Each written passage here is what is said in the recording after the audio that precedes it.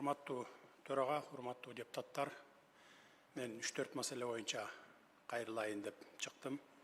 Биринчиден, министрлер кабинетинин мүчөлөрүн колдоп, бекитип бергениңиздер үчүн сиздерге терең ыраазычылык билдиремин.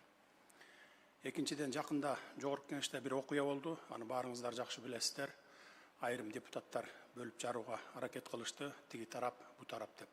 Бирок убагында токтотуп калдык. Урматтуу депутаттар, элдин элегинен өтүп, шайланып келген эл өкүлдөрү сиздер ушинтип олтурсаңыздар, анан карапайым эл каяка барат деген ой келди да мага.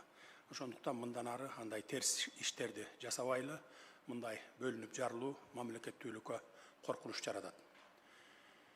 Мен ушундай болуп, илгертен бери келе жаткан бөлүнүүнү акыры жок кылам деп өзүмө сөз бергем. 5 жылдын ичинде байкасаңыздар керек, кадимкидей бөлүнүп жарылуу деген жок болуп калган, андай сөздү унутканбыз. Мисалы, акимдерди, сотторду, жана башка мамлекеттик кызматкерлердин бардыгын ротация кылганбыз. Жыйынтыгын жакшы берип атат. Бүгүнкү күндө башында эле жыйынтыгы жакшы башталган, азыр дагы өзүнүн жемишин берип атат. Эми Кудай буйрса алдыда келе жаткан убакта эмдиги жылы студенттерди дагы ротация кылабыз. Мисалы, жалпы 10 000 бюджеттик орун берет экенбиз. Ошонун 5 000 түндүккө, 5 000 түштүккө беребиз дагы. Студенттерди толук ротация кылабыз. Түндүктүк студенттер түштүктөн барып окуйт, түштүктүктөр түндүктөн келип окуйт. Мен былтыр март айында тапшырма бердим элем, ушу быйыл 26-жылдын сентябрында ишке кирип кетсин бул деп. Бирок тилекке каршы биринчиден акча каражат кичине таршыштык болуп, анткени Шанхай кызматташтык уюму бизде өтөт, көчмөндөр оюну өтөт, официалдуу визиттер менен же болбосо мамлекеттик сапарлар менен дагы келчү президенттер көп, ошондуктан бир жылга, кийинки жылга калтырылды. Жакынкы арада акча бөлүнүп берилет дагы. Түштүккө 5 000 студенттик орун, түндүккө 5 000 студенттик орун, 7 область, анан Ош Бишкекке ошо жатаканалар бардык заманбап шарттары менен ыңгайлашкан жатаканаларды куруп бүтөбүз. Эмдиги жылы сентябрда мына ушул иш башталат. Акылман мектебин билесиздер, сиздер мыйзамда кабыл алып бергенсиздер. Акылман мектебинен чыккан окуучулар кийин вузду бүтүп келгенден кийин бир күн дагы ишсиз калбайт көчөдө. Орун жок болсо эскилерди бошотуп, пенсияга кетүүсүн пенсияга айдап, начар кызматкерлерди бошотуп туруп, ошолордун ордуна буларды алабыз. Анткени эмне үчүн дегенде, биз азыр мамлекеттен миллиардтарды чыгым кылып, аларды азыр окутуп атабыз. Бул келечек үчүн окутуп атабыз да, биз бул келечектин эң жогорку квалификациялуу кадрлары болот деп окутуп атабыз. Анан кийин мыйзам кабыл алып, аларды мына сиздер былтыр кабыл алып бергенсиздер. Аларды бекитип койбосок, анда баягы эле азыркы эле вуздарды бүтүп келип аткан балдар сыяктуу көчөдө калып калышат. Ошон үчүн биз мыйзам менен бекитип койгонбуз. Келечекте Кудай буйрса ушул иштер бүткөндөн кийин бул кадр, каяктык кадр деген баягындай оору жок болот. Бул кадр билимдүү, илимдүү, тажрыйбалуу менеджер деген принциптер менен кызматка алына башташат. Мурда бул маселени эч ким деле ойлонбоптур. Мындай иштер жүргөн деле эмес, билесиздер, 30 жылдан бери биз түндүк түштүк болуп бөлүнүп келгенбиз. Эми Кудай буйрса дагы бир алдыда келе жаткан бир 10-15 жылда, 20 жылда уже бул маселе жоголот деп ойлойм. Анткени студенттер ротация болгондо түгөй табат дегендей, дос табат, балким жагып калса Ош, Баткен, Жалал-Абадта калып иштеп калат. Бияка келгендер деле ошондой болот, биякта иштеп калат дегендей. Ошон үчүн ошентип отуруп барып анан кийин бул кадр маселесин бир топ жылда чечебиз. Бул бир эле жылда, 2 эле жылда чечиле койчу маселе эмес. Муну жакшы бардыгыңыздар жакшы түшүнөсүздөр. Бир эле мисал, кечегини министрди, өзгөчө кырдаалдар министрлигине кандидаттарды издеп, 10 кандидатты сунуштасам, 10-нун 9-у коррупционер деген жыйынтык менен чыгарылды мына. Аны сунуштасаң деле, ой, ал бул ишке аралашкан, анын иши тигил ишке аралашкан, бул тигиндей, бул схемщик, андай мындай деп. Айттым, айт эле таза министр болчу кадр калдыбы Кыргызстанда, барбы деп. Ошон үчүн мына ушундай иштер болот.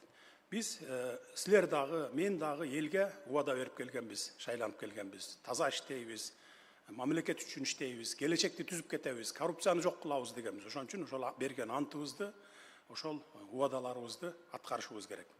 Келечекте биздин жасай турган иштерибиз дагы арбын, өзүңүздөр билесиздер, Кудай буйруса жакынкы бир 10-15 жылда 30 өнүккөн өлкөнүн катарына киребиз деп турабыз, экономикасынын кирешеси боюнча. Ошондуктан аны дагы ишке ашырышыбыз керек. Дүйнө тынч эмес, муну да көрүп турасыңар. Ошондуктан ынтымакта эл үчүн, мамлекет үчүн гана иштеп беришибиз керек. Жеке кызыкчылык үчүн эмес. Кийинки маселе цифровизация маселеси. Урматтуу депутаттар, цифровизацияга электрондук парламентке өтпөсөк, кагаз жана башка орг техникалар үчүн аябагандай көп каражаттар сарпталып жатат. Мисалы, 2026 жылы жогорку кеңешке 9 тонна кагаз алып турбуз. 21 жылы 9 тонна, 22 жылы 13 тонна, 23 жылы 9 тонна, 2024 жылы 18 тонна, 25 жылы 10 тонна.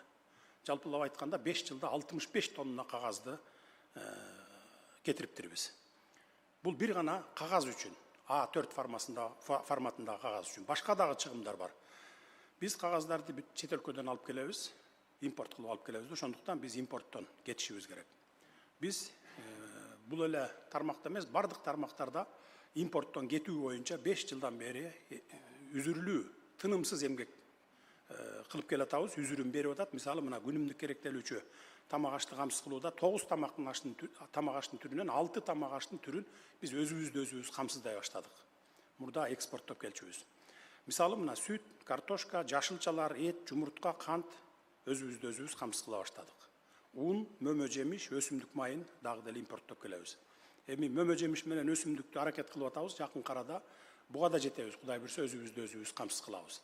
Эми un менен камсыз кылыш өзүбүздү кыйын, анткени биздин өлкөдө билесиздер, тоолуу өлкөбүз, 94% жерибизди тоо ээлейт, 6% гана болгону түз жер. Ошол түз жерлердин ичинде дагы шаарлар, райондор, айылдар турат, жайгашкан.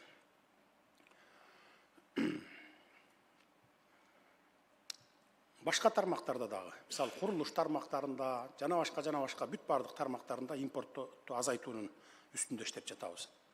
Эми, урматтуу депутаттар, өткөндө Марле мырза менен сүйлөштүк. Жогорку кеңешти планшетке, ноутбукка өткөрүп, электрондук парламент кылуу боюнча. Төрага мырза орг техника менен жакын дос экен, мени ошол кубантты. Анткени өзү мындай түшүнгөн, билген адам тез өткөрөт деп ойлойм. Кагаз менен калемди унуткула, мына замандын талабы ушундай. 19-кылымда калып кеткен бойдон жүрө бербейли. Өнүккөн өлкөлөр мына 30 жыл мурда эле электрондук иштоого өтүп кетишкен. Биз дагы деле кагаз доорунда жүрөбүз. Ошондуктан билбегендер болсо, урматтуу депутаттар, эми баарыңар эле 100% биле бербесеңиздер керек. Үйрөнгүлө, жардамчыларыңарды колдонгула, айтишниктерди бир айга жалдап алып туруп, алардан окусаңар болот.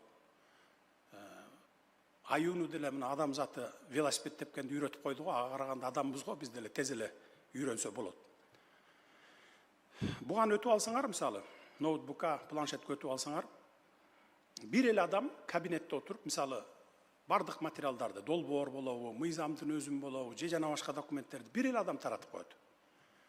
Дагы бир жакшы жери, бул компьютерде 15-20 жылдык архивдер сакталат. Мисалы, 65 тонна кагазга, силердин жогорку кеңештин толук баягы 65 тонна короткон кагазына баткан материалдарды бир эле ушуга батырып алса болот да.